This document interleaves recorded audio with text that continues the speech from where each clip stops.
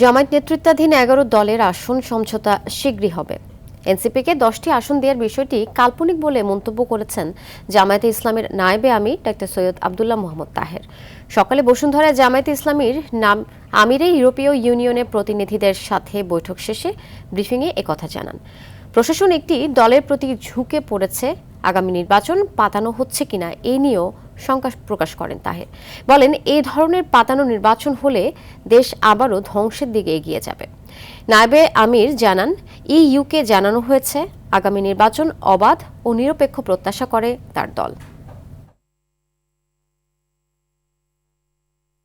না, ক্লিয়ার পাওয়ার তো কোনো সুযোগ নেই, কারণ এখনো পুরো ক্লিয়ার হয়নি।